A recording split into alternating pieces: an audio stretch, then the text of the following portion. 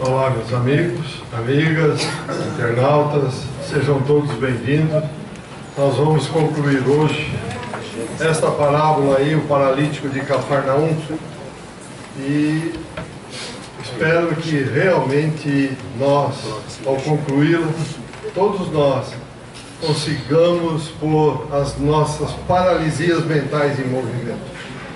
Então vamos aí.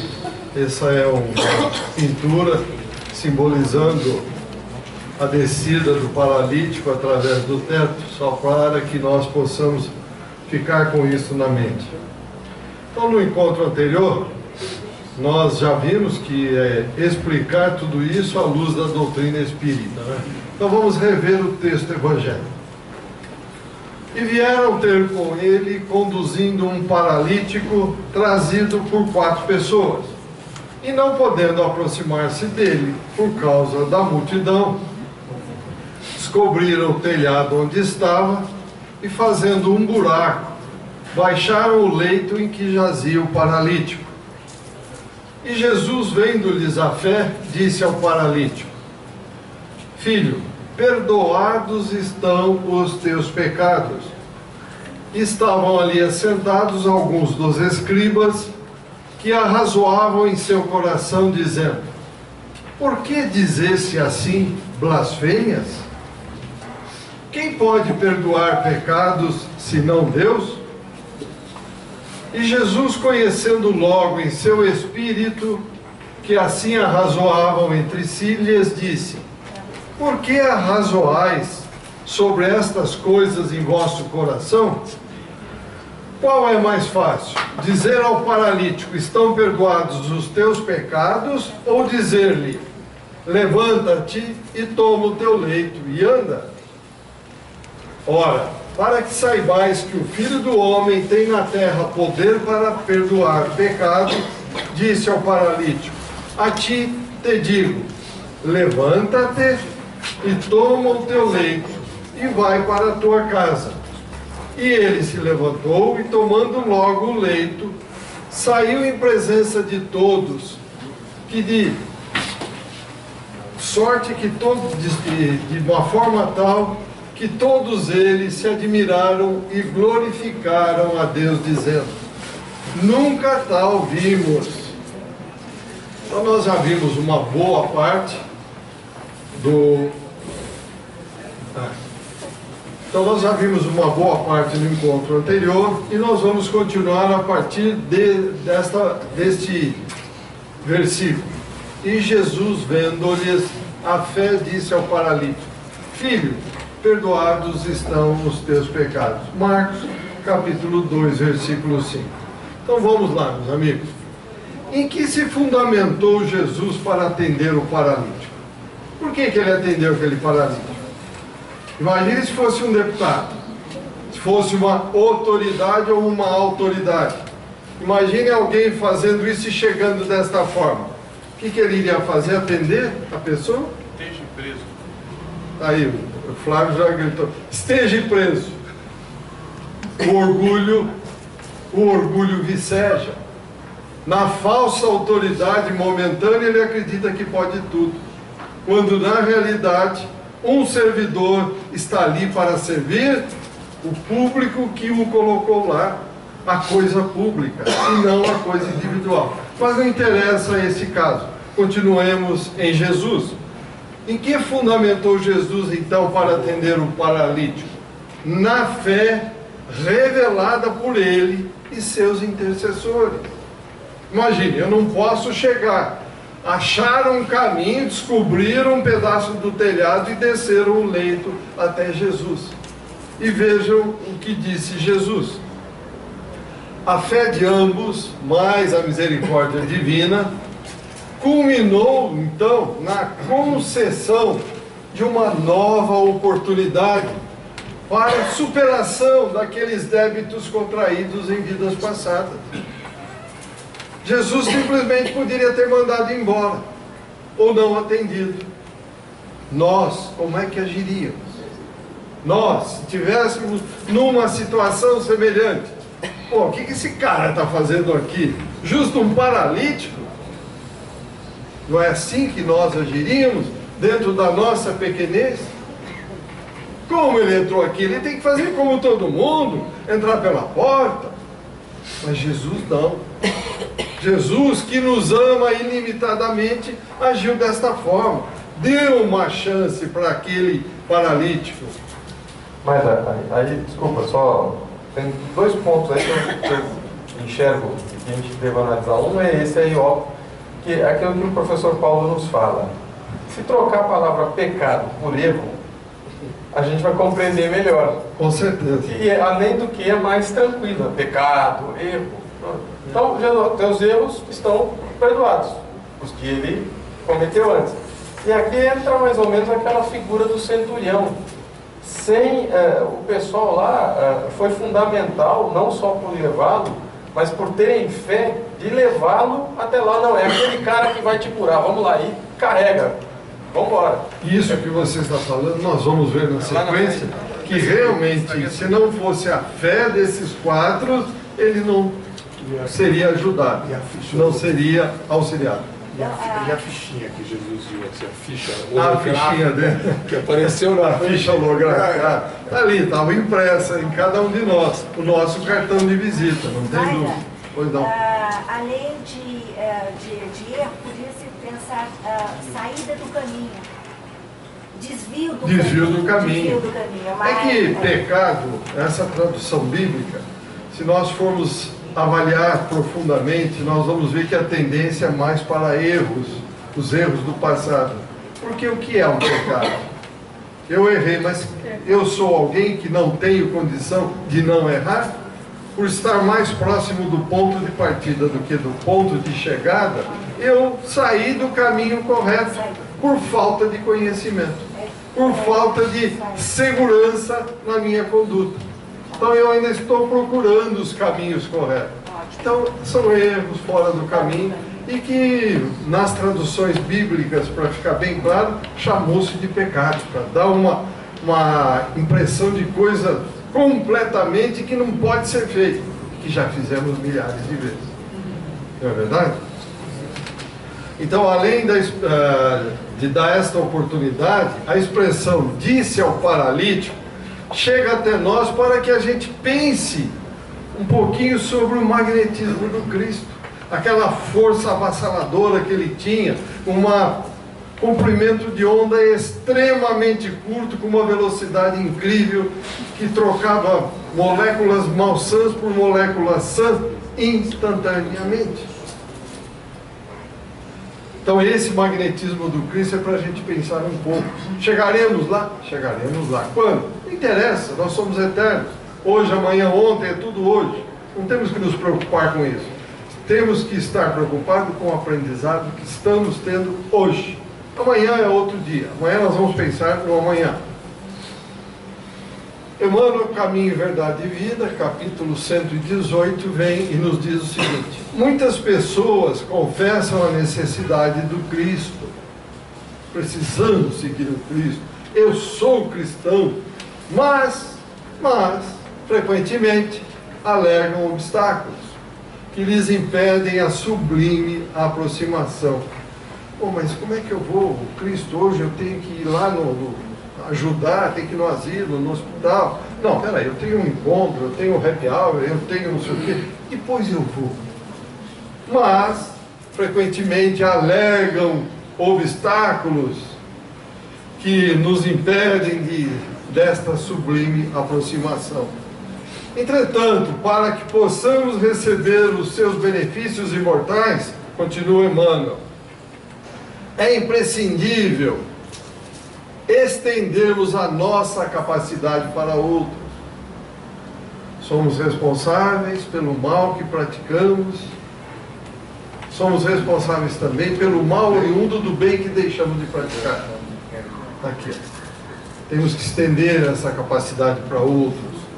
Dilatarmos os recursos próprios, ou seja, amai-vos e instruí-vos.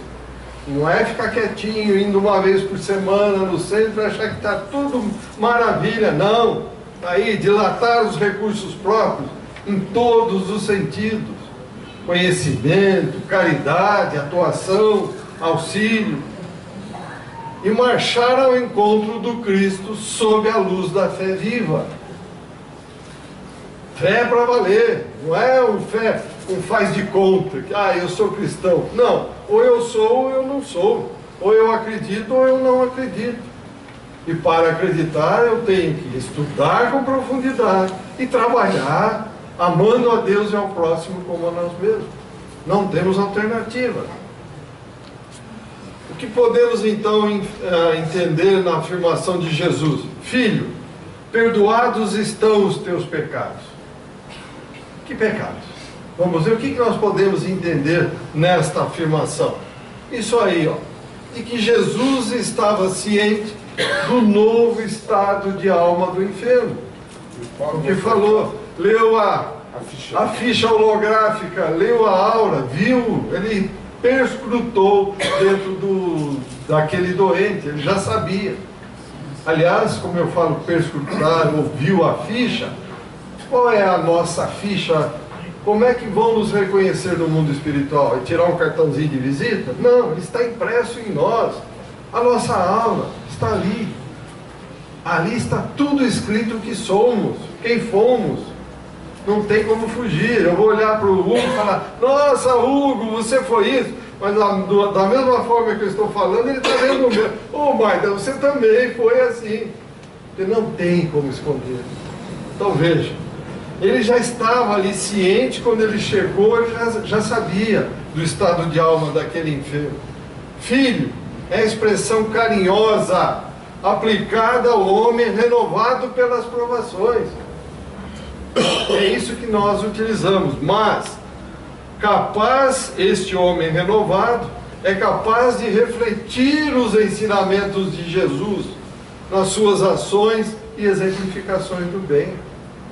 Não adianta só falar, eu sou cristão, mas eu estou fazendo isso aqui, aceitei os ensinamentos, amor a Deus e amor ao próximo, estou exemplificando no bem. Se tiverem dúvida, quiserem colaborar, por favor, pode levantar a mão e vamos em frente. Posso falar? Pois não. Eu estou matutando desde a hora que vocês falaram o negócio do pecado, né? É mania de advogado. O Flávio falou, você falou, e realmente o pecado não ajuda. Porque é melhor o negócio que o chinês falava lá, o tal, o caminho, porque na hora que você erra o caminho, você volta para o caminho. Agora, na hora que você já vem com uma bandeirinha, você é um pecador, aí fica, talvez você se sinta objeto para voltar para o caminho. Então, não é só uma questão de palavras, não. Realmente a gente precisa tomar cuidado. Pesa muito. O pecado pesa muito, concordo contigo. O homem renovado, ele sabe que pela sua atitude, aqui pela sua atividade no bem, ele vai mudar, vai provocar uma mudança para valer no seu comportamento. Se nós não mudarmos, se nós não nos renovarmos, nós não mudamos. Nós seremos sempre a mesma coisa. Porque deixa como está, para que mexer? Está bom assim. Por que nós temos a dor? Deus é mau? Não gosta de nós? A resposta está aí. Ou chegamos espontaneamente à nossa renovação pelo amor, ou vamos chegar pela dor. Isso é natural. Senão nós nos acomodamos. As cristalizações mentais não saem do lugar. Precisa da dor para deslocar tudo isso. Consequentemente, se ele, ao mudar o comportamento, ele vai se desvincular daqueles pontos de sofrimento, aquelas ideias fixas de sofrimento que mantém todos nós na esteira das vibrações kármicas. A literatura espírita está repleta destas informações. Vem encarnação, vem encarnação, vem encarnação, nós continuamos a mesma coisa, até que vem uma grande dor para valer. Aí nós mudamos, senão não desloca. A partir então desse momento, quando se conhece a extensão das causas e dos efeitos, o que é que vai ocorrer? Dos agravantes, dos atenuantes que marcam o processo evolutivo. Então, quando nós fizermos essa análise introspectiva e regressiva, aí sim, somente a partir desse momento é que o perdão passará a ser uma constante em nossas existências. Sem perdão não há elevação. Sem perdão não há como evoluirmos. Sem perdão não há como nos entendermos com os nossos inimigos do passado. Não tem condição. Ainda ontem falava com o Mário aqui, trocando ideia, exatamente sobre isso, o perdão. Não adianta só a gente falar, está perdoado. Mas vamos vivenciar aquela situação para ver se realmente a gente perdoou. Porque se não perdoar, meus amigos, mais uma encarnação, mais uma, até chegar o momento de ir embora para aquilo. Como dizem os espíritos superiores, o perdão é medida de inteligência, bom senso que nos desoneram de vinculações complexas e indesejáveis. Sem o perdão, o que acontece com a nossa vibração? Eu não sei encontrar o Hugo, quer dizer, estou aqui embaixo, estou no chão. Perdoei, agora vamos vivenciar, vou me encontrar com o Hugo, vou ver como é que se eu perdoei mesmo. Não é que eu tenho que conviver, somos inimigos mortais. Tá bom, está perdoado, eu já tenho que abraçar e viver como grandes amigos. Não, mas pelo menos não ficar mais pensando nele. Desejar a ele tudo de bom que for possível. E nos momentos em que nós nos encontrarmos, nós nos respeitarmos. Veja, senão vai acontecer isso aí, ó. Senão nós não nos desoneraremos das vinculações complexas e indesejáveis. Por isso é que nós, 10 mil reencarnações, em média, nós já estamos aqui, meus amigos. Que brincadeira é essa? Está pior que Mané em ferro frio, bate, sofre e continuamos tudo igual. Ô Marcos, pois não, a questão do perdão é uma coisa assim, muito de elevação também. Porque é exatamente na família, né? Porque como o perdão ele é tão complexo e de você perdoar mesmo é tão grandioso, inclusive a obra do Pai, que ele coloca os filhos que você traz, seus inimigos do passado, ele te traz de dentro do seu próprio lar, exatamente lá dentro. É exatamente lá que você vai desenvolver essa capacidade do perdão. Veja, João, nós estamos num planeta de segunda categoria, provas e expiações. Nesse nível que nós estamos vivendo, a família é importantíssima, porque dentro da família a gente começa a desenvolver isso. No nível elevado, não tem mais essa família como nós estamos aqui. A família é única, a família é universal. Todos se amam igualmente. Agora, imagine se fosse assim aqui. Como é que faria? Seria uma confusão total. Pelo nosso pequeno nível evolutivo. Tanto é que a gente vê cada catástrofe que acontece, ou cada, vamos dizer assim, cada homicídio em famílias, quantas famílias trucidadas, justamente nessa questão do perdão, porque é exatamente você dentro da sua família que você vai trazer o seu inimigo do passado, e tudo poderia ter sido evitado se não fosse exatamente essa questão, a do perdão. Veja, falando em perdão, aqui dentro dos trabalhos, há umas 2 semanas, eu atendi um espírito que estava desesperado. O que ele fez? Simplesmente trucidou o pai e a mãe a machadada. E ambos estavam aqui querendo recebê-la, era uma mulher. E ela não aceitou. Ficou tão desesperada, tão perdida vendo o pai e a mãe que ela foi embora. Mas com certeza o atendimento iniciou naquele momento. Então, por que eu contei isso? Está aí. Olha o nível que nós estamos. Quer dizer, dentro de casa nós ainda fazemos essas bobagens. Por quê? Disse ela. Porque sempre achavam que eu era a mais coitadinha, que era incapaz. Você percebe? É que realmente a questão do perdão é realmente muito difícil. É difícil? Não, ninguém disse que é fácil, João. A gente não... Nosso nível é complicadíssimo.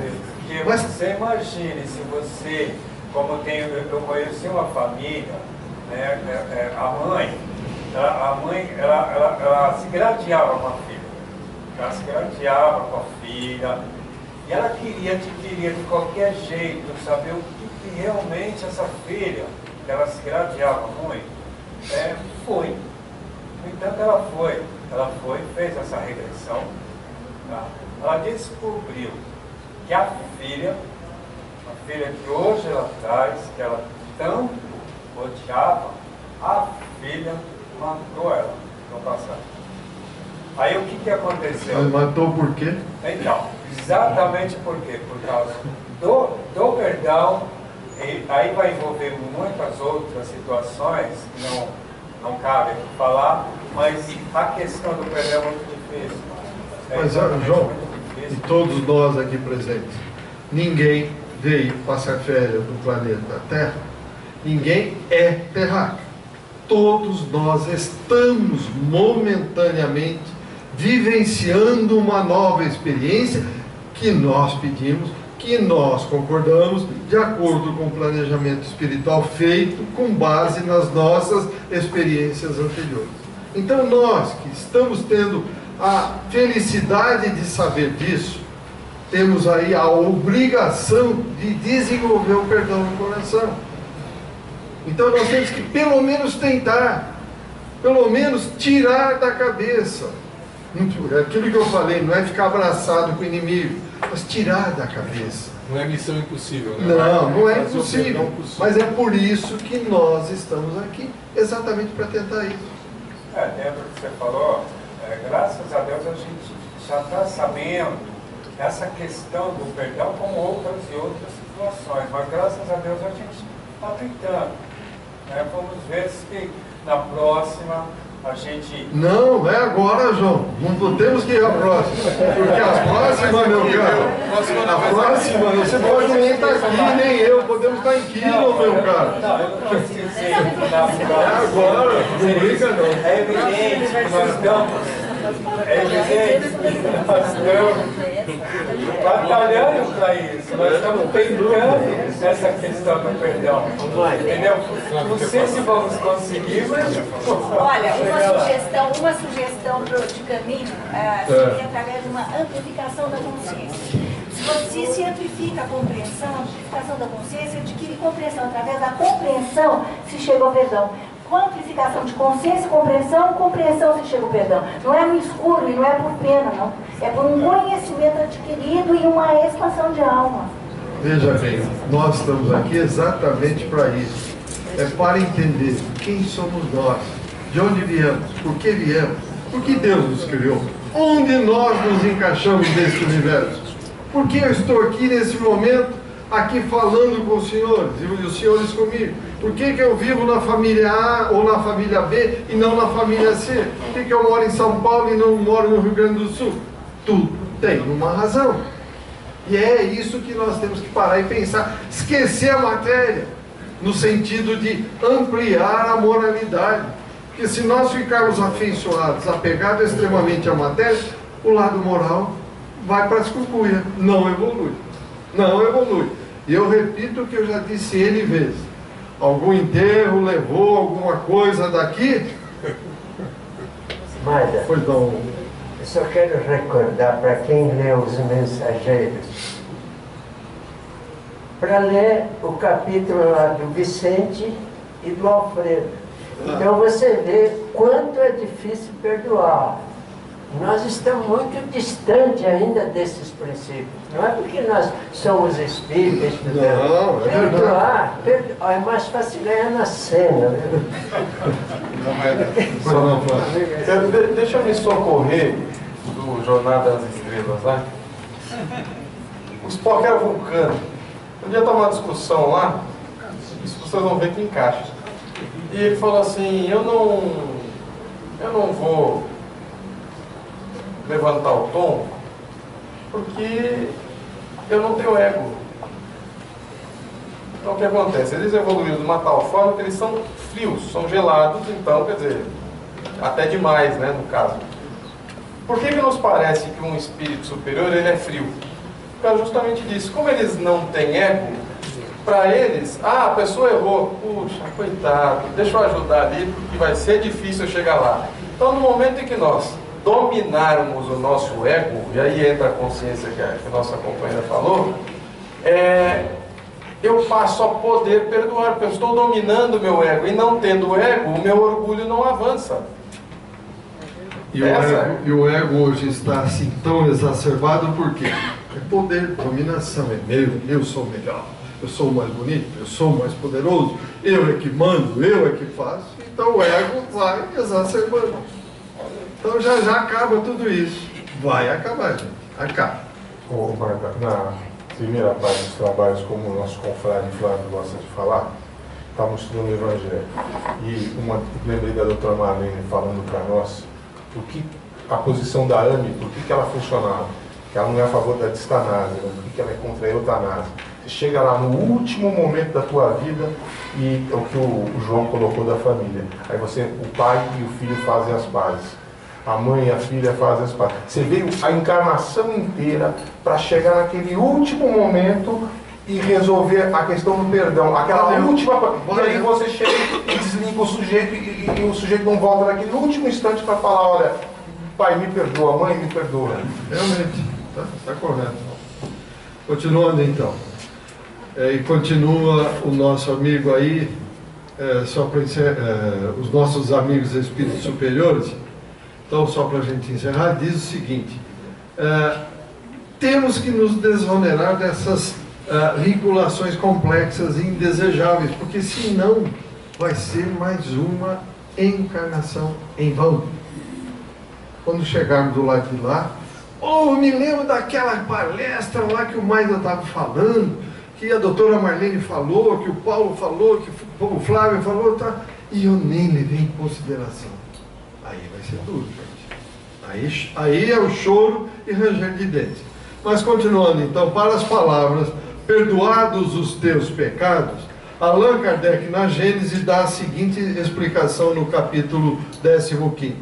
Muitas vezes sofremos na vida presente as consequências das faltas que cometemos em vidas pregressas, até que a gente pague o quê? As dívidas das nossas imperfeições. As existências são solidárias umas às outras, não são estanques. Terminou essa, acabou. Não, é uma continuidade, é um somatório. Se a enfermidade do paralítico era uma expiação do mal praticado, então os dizeres de Jesus equivalia a dizer: pagaste tua dívida, pois a tua fé implodiu a causa da tua enfermidade. Portanto, a partir de agora, você merece viver sem ela. Tem que ter fé, acreditar. Eu estou ruim, as coisas não vão bem, mas você acredita, lutou, foi buscar, não desanimou. Continuando. Alguma pergunta até aqui, antes de irmos para a continuidade da parábola? Então vamos em frente. Mais um pedacinho da parábola. E estavam ali assentados alguns dos escribas que arrazoavam em seu coração, dizendo: por que diz este assim blasfêmias? Quem pode perdoar pecados senão Deus? Então vamos ver esse pedacinho aí de Marcos, capítulo 2, versículos 6 e 7. Quem se dedica ao esforço da superação das próprias imperfeições, defronta-se, está aqui, regularmente com as reações voltadas contra os propósitos de melhoria. Não é verdade? Hoje eu vou na igreja. Para quê na igreja? Hoje eu vou no centro. Para quê, cara? Vamos tomar um chopp. Vamos não sei o quê. Amanhã você vai, não muda nada. E assim vai com todas as vontades de melhoria que nós temos. Então, o que é que caracteriza essas reações? Vamos lá, está aqui. Os interesses imediatistas, está aqui, olha. O apego ou as tradições. Para que eu vou mudar meus propósitos? Não, está bem, eu estou fazendo falcatrua, estou levando numa boa, estou dando prejuízo para todo mundo, mas estou numa boa, eu vou me preocupar, melhoria, eu não quero nem saber. Está aí, ó. Os interesses imediatistas, o apego às coisas materiais e o apego às tradições. Das tradições, vocês já me ouviram falar aquele exemplo que vocês estão cansados de ouvir. Não é verdade? Eu vou falar, daqui a pouco eu vou falar. Então, os interesses imediatistas, está aqui, gente, o apego ou as tradições simbolizam quem? Os escribas que estão ali sentados. Então, numa boa, só faz aquilo ali e acabou. Então, para me falar, estão acomodados. É isso aqui, não tem que mudar nada, é desse jeito. Tá bom demais. Assim tá bom. Assim tá bom demais, mudar para quê? Atrapalha. Deixa como está para ver como é que fica. É fácil desalojar esses elementos, perguntando, que moram em nossa mente ao longo dos séculos ou milênios?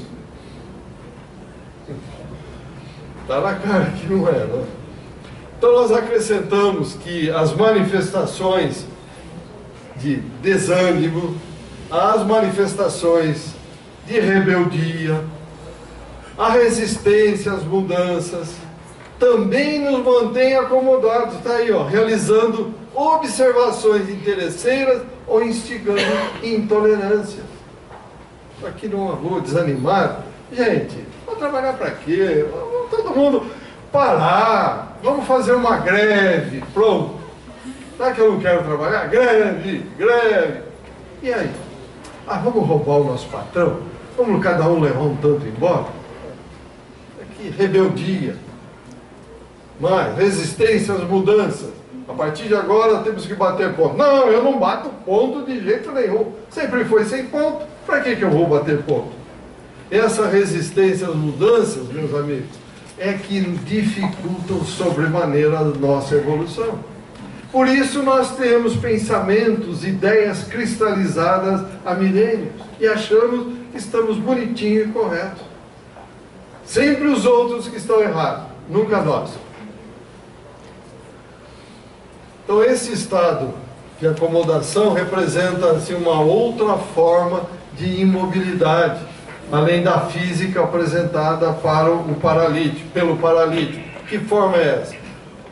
Os outros, ou seja, os escribas ali assentados, ainda que parcialmente imobilizados pela vida que levavam ou pelas aquisições que possuíam, esses escribas poderiam fazer escolhas mais acertadas, abrindo o templo da alma a uma melhor compreensão da vida, para cultivar o bem e o amor. Isso acontece conosco. Há quanto tempo nós estamos acomodados e não estamos querendo abrir o templo da alma para melhor compreender a vida, para cultivar o bem e o amor? Há quanto tempo, meus amigos?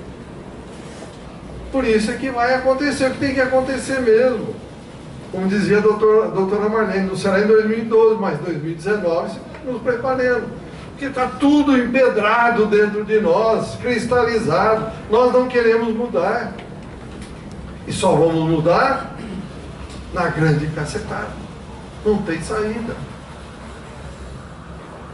Então nós vamos ver Jesus de um lado que conclamava a criatura ao serviço de melhoria espiritual. E do outro lado, as insinuações da própria inferioridade moral que estão o quê? Plantadas e arraigadas no psiquismo. Não só dos escribas, mas nossa também. Vamos trazer isso para hoje. O que nos leva então a deduzir tudo isso? Nessas palavras, arrazoavam entre si. Então a discussão dos escribas, na realidade, era uma tentativa de abafar os propósitos da edificação espiritual. nós sempre achamos uma desculpa. Sempre temos uma desculpinha. Vamos fazer... Não é verdade? Sempre temos. Não, o computador, a visita, não sei o que, a família, minha mulher, meus filhos. Tá. Sempre temos uma desculpa. Então, essa discussão aí que tentava abafar, o Cristo disponibilizava para eles naquele momento a evolução espiritual. E eles não estavam querendo. Não queriam nem saber. Então isso está confirmado através da indicação dos escribas, quando ele diz: por que diz esse assim blasfêmia? Ali pensou, isso é blasfêmia. Ele não parou para pensar, caramba, mas como será que esse indivíduo perdoa? Não, isso é blasfêmia. A famosa tradição, o famoso peru que eu já contei para vocês. Vocês lembram ou não lembram? Lembro. Então tá bom, então não preciso contar de novo. Então vejam, blasfêmia, como vou chegar e dizer que é blasfêmia? Eu não quero pensar, tenho preguiça. É que sempre fizeram assim, então é blasfêmia, porque alguém lá atrás falou que é blasfêmia. Mas eu tive a preocupação de pelo menos perguntar, o que é blasfêmia? Por que blasfêmia? Não, simplesmente, não, blasfêmia. Não quero a melhoria moral, não quero a melhoria espiritual. Então, pela incapacidade de atentar os valores espirituais mais elevados, os escribas adotam atitudes de espíritos cristalizados em ideias, atitudes e convenções mundanas. Está aí, está cristalizado. E nós? Quanta coisa está cristalizada em nós? Não, o que ela falou, né? Tudo que a gente não compreende, a gente julga. A gente julga e acha que está errado. Preguiça mental de pensar. Preguiça mental de pensar, repito. Nós não viemos aqui para ficar olhando os outros.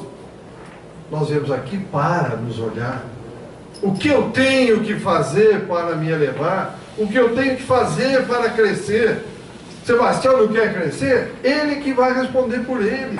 Eu estou aqui para ajudá-lo, mas se ele não quiser, o Edivaldo não quer, paciência.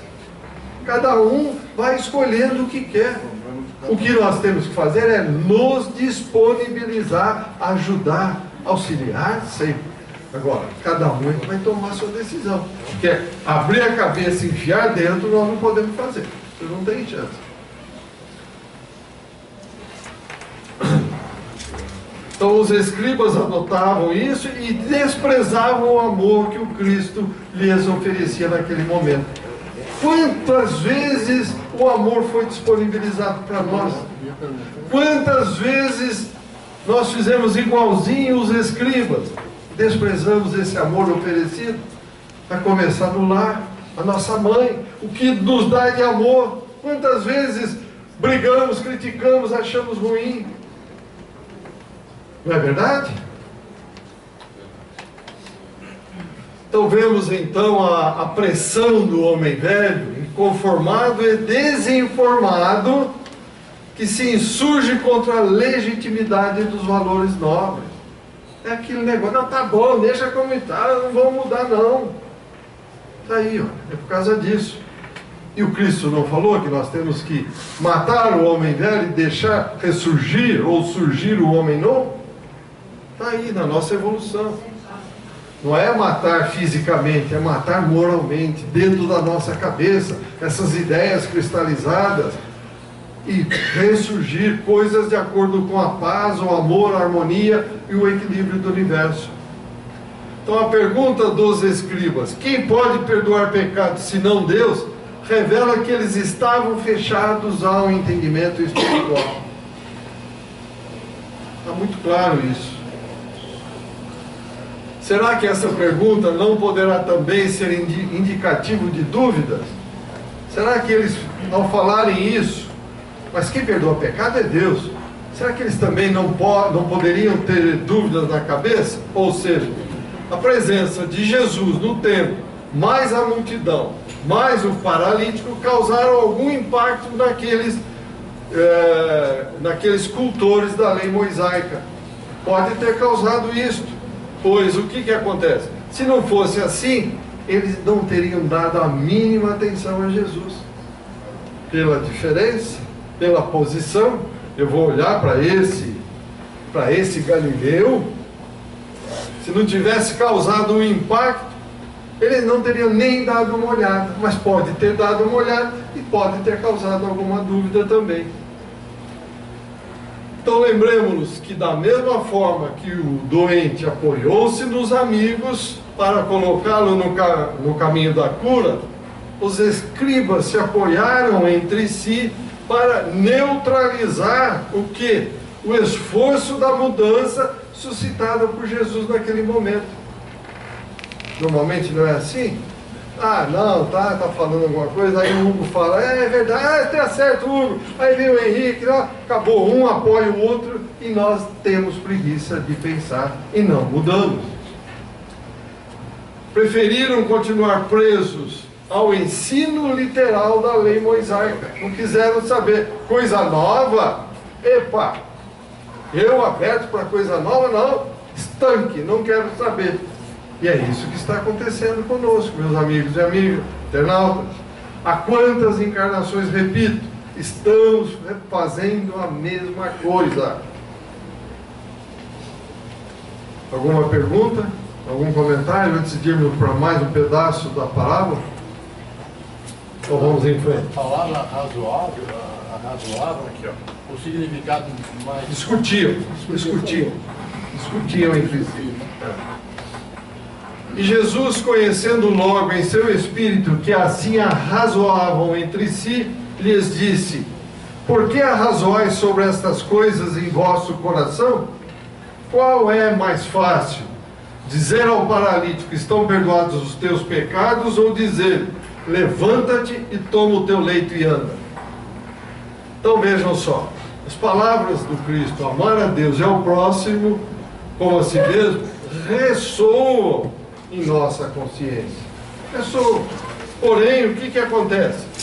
Ainda preferimos o arrazoado, a discussão a respeito das palavras vãs sobre leis e tradições.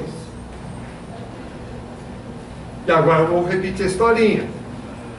A mãe foi fazer um peru e cortou a cabeça e cortou a parte traseira do peru. E a filha perguntou: mãe, por que a senhora cortou ele?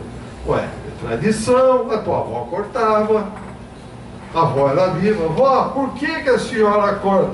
Porque a tua bisavó cortava, isso é tradição. Por sorte a bisa estava viva, ligaram para a bisa: Bisa, por que corta a parte dianteira e traseira do peru na hora de assar? Naquela época o forno era muito pequeno, por isso que eu cortava. Que tradição, gente? Discutam as tradições, perguntem, que história é essa? De repente lá atrás um dirigente, um governante colocou isso como tradição e ficou. E nós vamos ser como manipulados? Vaquinha de presépio, como disse o Hugo aqui, abaixando a cabeça. Temos que usar a massa cinzenta, temos que pensar. É como a história da tampa da garrafa d'água, né, Michael? Tira a tampa. Mas por quê? Não, tem que tirar. Né? Então, mais ou menos. Aí molha tudo aqui. É por aí. Mas a questão... para fluidificação. Não precisa tirar a tampa, gente. Pois é. Porque não depende da tampa colocar fluido lá dentro. É tudo mental. Não é pelo buraquinho da garrafa que coloca os fluidos lá, gente. Já vieram uma vez me perguntar se a garrafa tinha que ser branca. Eu falei: não, tem que ser uma garrafa que contenha água. A cor não importa. E limpa de preferência, né? Porque eles não vão matar os germes, eles estão ali para fluidificar, colocar elementos, mas matar o germe não. Nós temos que fazer a nossa parte, tá bom? Mas eles estavam tão assim que a gente tem que perceber que eles falavam no coração, ou seja, eles não conversavam entre eles. Jesus pegou o pensamento. Eles estavam tão cegos pela situação que eles não perceberam que ele leu o pensamento E cobrou deles. Cobrou deles, exatamente. Ali ele já estava dando prova de quem ele era. Exatamente, e eles nem perceberam. A vibração, a gente sabe como é que funciona a onda. A gente aprendeu isso, pensamento sendo onda. Jesus, pela possibilidade, ele captou a onda, sintonizou, opa, o que é? Né? Aí, e eles não se prestaram atenção nisso aí. Então veja, ainda preferimos isso, e por que preferimos essas palavras vãs sobre leis, tradições? Tudo isso nos mantém desinteressados nas conquistas reais que temos que fazer, nas conquistas elevadas, nas conquistas sublimes. Então a indagação de Jesus para os escribas: por que arrazoais essas coisas em vossos corações? Então ela pode perfeitamente ser encaminhada a nós nos dias atuais. Por que razão? Porque por razões que já temos conhecimento há muito tempo, ou seja, veja aí, ó, apesar de encorajados pelas tarefas de superação das próprias imperfeições, permitimos longos diálogos e deduções vãs que interferem nas tarefas de superação, pois nos encontramos presos a conceitos errôneos e pontos de vista que sufocam no nascimento as mais puras sementes de renovação. Nós estamos presos, nós não queremos mudar, nós não queremos. Para nós está bom, então nós não queremos. Está aí a resposta. Então vamos em frente. Porque a cura do paralítico foi consumada, foi realizada, foi efetivada? Porque Jesus percebeu que o tempo de expiação da doença já tinha terminado. Porque se não tivesse terminado, ele não seria curado. E mais, não tem milagre. Deixa eu aproveitar aqui. Ninguém faz milagre. O próprio Cristo disse: eu vim cumprir a lei do Pai. Tá certo? Isso será confirmado quando diz: estão perdoados os teus pecados. Allan Kardec, no Evangelho, no capítulo 5, ele diz o seguinte: ao efeito, precede sempre a causa, que é desta ou de outras vidas. Somos punidos somente pelo mal que fizermos, portanto, jamais escaparemos às consequências das nossas faltas. Não é a lei do homem, não, que você vai lá, entra com recursos, entra com não sei o que lá e dá um jeitinho. Embargos infringentes, não tem nada disso, não. Aí a lei, quando chega, ela desce em linha reta. Mas o facão desce em linha reta. Nem Elias escapou? Tá aí, ó, pronto. Como nós vamos escapar? Achando que vamos dar um jeitinho? Só tem um: arregaçar as mangas e trabalhar no limite das nossas forças, em prol dos nossos irmãos. Não tem outra saída.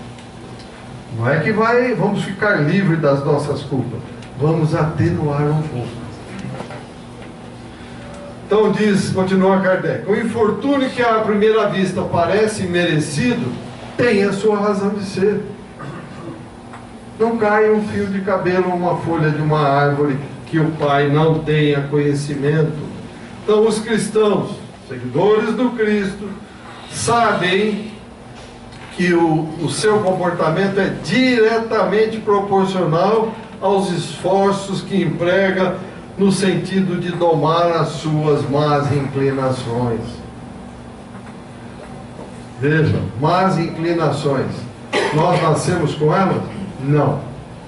Deus criou as más inclinações dentro de nós? Não. Nas vidas pregressas, nós nos iludimos com as falsas sensações, os falsos prazeres momentâneos da matéria, e em nome desses falsos prazeres e sensações, o que fizemos? Roubamos, matamos, prejudicamos, pregamos a dissensão e fizemos o escambau, como se diz na gíria. Então está aí a resposta: domar as más inclinações que nós mesmos criamos dentro de nós. O cristão que exercita a lógica, mais bom senso, mais fé raciocinada, percebe o quê? Que os ensinos de Jesus levam a questionar o próprio comportamento. Em que fase nós estamos? Estamos questionando o nosso comportamento? Continuando. O Espiritismo nos dá o quê? As ferramentas para estes questionamentos, culminando com a reencarnação, que nada mais é do que a reconstrução do passado. Não tem como avançar se não reconstruir o passado. Enfim, esses dias aí, um espírito se manifestou dizendo: por favor, tire essas pessoas, aqui eles estão me agulhando, me espetando com agulha. E revoltado com Deus, porque não via, não dava atenção às preces dele. Depois que nós conversamos, acalmou um pouco, foi feita uma regressão, reconstrução do passado. Por que essas agulhadas? Ele tinha sido, no passado, não sei especificar quando, não deve ser recente, porque o que eu vou falar, as leis atuais não permitem. Ele era dono de uma tecelagem e ele vivia com agulhas na mão, chegava no empregado e trabalha. Aí, ó. Caramba. Está aí. Reencarnação. Temos que reconstruir o passado. Jesus, ao dizer: levanta-te, toma o teu leito e anda, leva-nos a refletir sobre o livre-arbítrio, arrependimento, trabalho de melhoria espiritual, solidariedade. Levanta-te implica que o espírito deve adotar nova atitude, dispor-se a trabalhar e deletar as experiências menos felizes que ali se encerrou. Não é deletar e esquecer o mal que fez, é deletar no sentido de reparar. Vamos corrigir para que isso desapareça da nossa mente. Leito na expressão e toma o teu leito e anda, revela que devemos transportar com humildade as lições vivenciadas e aprendidas em nossas vidas. Tá certo? O que mais? A última colocação, então, é o seguinte: ora, para que saibais que o Filho do Homem tem na terra poder para perdoar pecados, disse ao paralítico, a ti te digo, levanta-te, toma o teu leito e vai para a tua casa. E levantou-se, tomando logo o leito, saiu em presença de todos, de sorte que todos se admiraram e glorificaram a Deus, dizendo: nunca tal vimos. Então vamos ver o que isso quer dizer para nós. O enfermo, antes da cura, estava paralisado, preso ao leito, agora, porém, está andando, ou seja, caminhando rumo a um porvir glorioso. Vemos também um dos mais sublimes mecanismos de reparação da justiça divina. Volta ao perdão. Aí, volta ao perdão. O perdão e a misericórdia divina, em sua elevação, em sua sublimidade, não tiram da criatura o mérito da própria reabilitação, mas se revelam como fator de aprendizado que, registrado na nossa memória, ou na memória do Espírito, servirão de base para novas conquistas evolutivas. Isso já ficou provado inúmeras vezes.